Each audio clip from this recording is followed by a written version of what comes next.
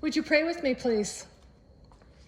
Oh God, may the words of my mouth and the meditation of all of our hearts, no matter where we are, be pleasing and acceptable to you this day. For you are truly our rock and our Redeemer. Amen. So in the midst of this Unraveled season, we come to this text. A story from long ago. The prophet Jeremiah is speaking to a people who have been exiled from their homeland. Does that sound familiar? They were exiled from the temple, the place that they knew God existed, and they couldn't be there anymore. Oh, yes. We too are exiled. But one of the things that these people learn and teach us from so long ago is that God isn't just in this place. God wasn't just in that temple, and they had to learn to understand that and to live with it. For us as well, as difficult as it is.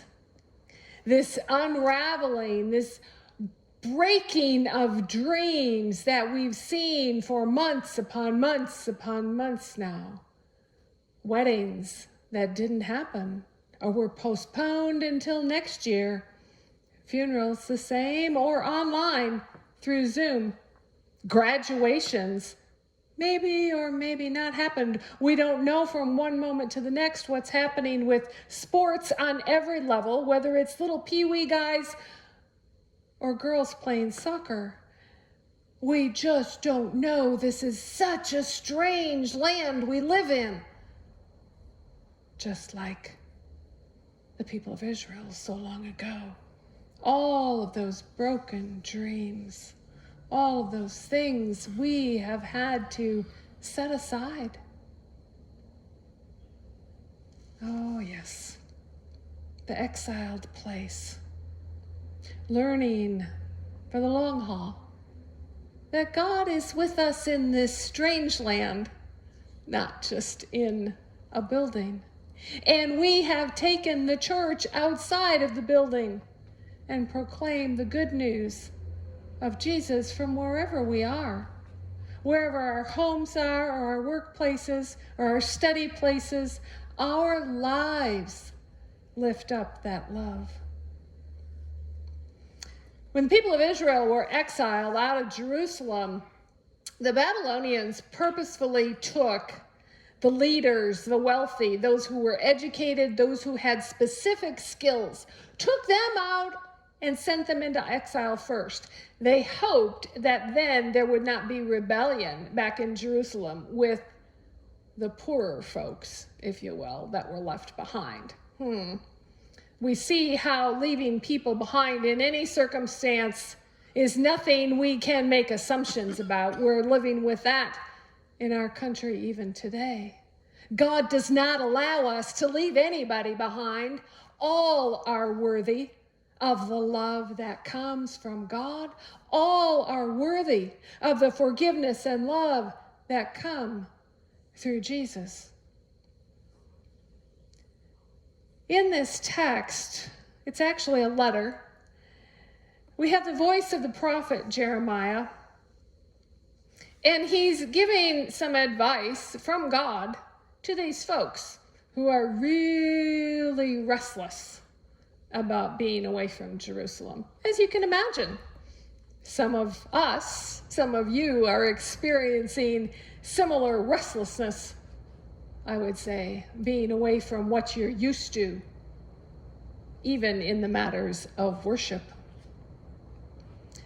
But Jeremiah, through God's message, tells them to build houses in exile, to settle down now, to cultivate gardens and eat what they produce. Okay, I can see keeping people busy. You plant the seeds and then you hope you're going to be gone 2 months later before anything comes up and is edible, right? Isn't that what we thought was going to happen? Not so much. Plant the garden and eat what they will produce. Get married and have children. Then help your sons find wives and your daughters find husbands in order that they may have children too. Increase the number so that you don't dwindle away. Oh, if we didn't look at that from a marital aspect, but a church aspect, how might we increase our numbers so that we don't dwindle away during this pandemic when we can't be here? We need to start looking at this seriously, just as Jeremiah was proclaiming.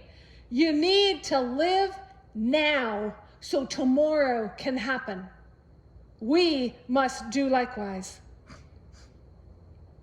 Jeremiah asks us to embrace the disaster. For us, we have many. We can hardly hold them on 5 fingers anymore.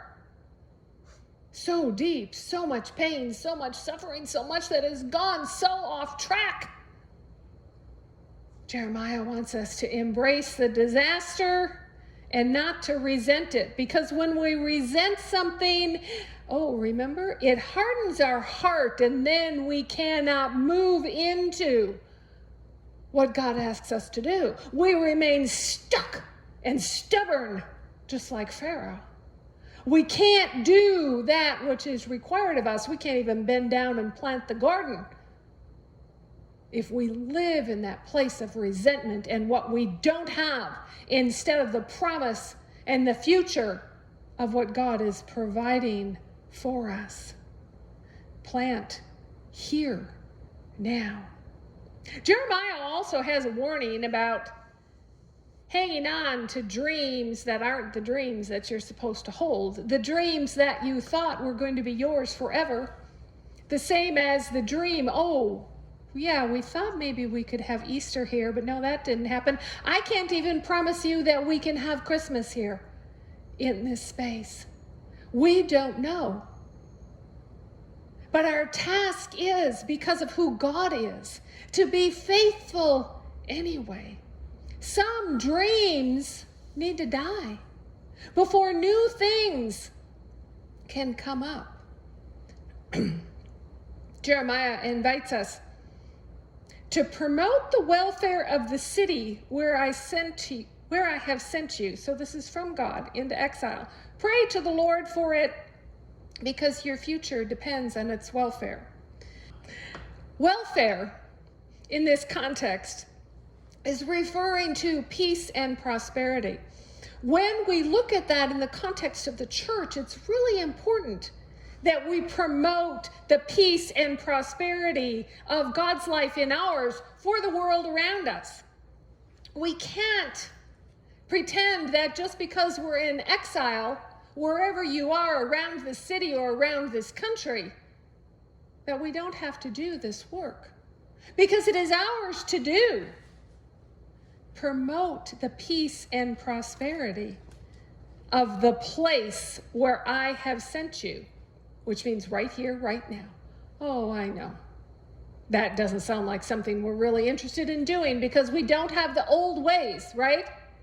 We don't have the old ways of coming in here, sitting, and then worshiping, and then going to fellowship hall and having coffee and snacks and gathering with our friends. But this is what we have. Jeremiah goes on to help us again. We're going to go past what was read this morning to verses 10 through 14. Listen again to the words. I will come and fulfill my gracious promise to bring you back to this place. I know the plans I have in mind for you, declares the Lord, the plans for peace, not disaster. Did you hear that? The plans for peace, not disaster, to give you a future filled with hope. Do you see us in that? Because this message isn't just for them. It is for us as well, this promise of hope. When you call me and come and pray to me, I will listen to you. when you search for me. Yes, search for me with all your heart, and you will find me. I will be present for you, declares the Lord, and I will end your captivity and bring you home after your long exile. It will come, dear friends. We don't know when, we don't know how, and we certainly don't know what that future will look like. But we do know that it's there. And so from today, we need to say, I need you to say yes. That we will fulfill the promise of God, even in exile. That we will promote the welfare, the peace and prosperity of where we are, this church, with those around us. That we will build houses and settle down, even though we're in exile. That we will start a new Sunday school class. Have a book study on some of our anti-racism resources that the conference is offering to us. Keep up with what NCG is doing in trying to help people in our city not lose their places to live. Whatever it might be that speaks to your heart, it is those things that I need for you to say yes to. I need for everybody to be all in this fall, especially as we head into this time of stewardship, but more importantly, because of what God expects of us, because of what you know of that love and that hope that Jeremiah is proclaiming for his people. Pray to the Lord, because your future depends on its welfare. Your future depends on its peace and prosperity. And here these words come again. I will come and fulfill my gracious promise to bring you back to this place. So my question for you is, how can I work today to contribute to the welfare, the peace, and prosperity of this place and the world? Everyone is invited to participate. It is my hope that everyone, yes, you, will fill out a pledge card when the time comes in the coming days. This will be a part of the new roots. Remember the planting? The new roots planted in exile will be our future, a vision being planted now. Can I count you in? God is. Amen.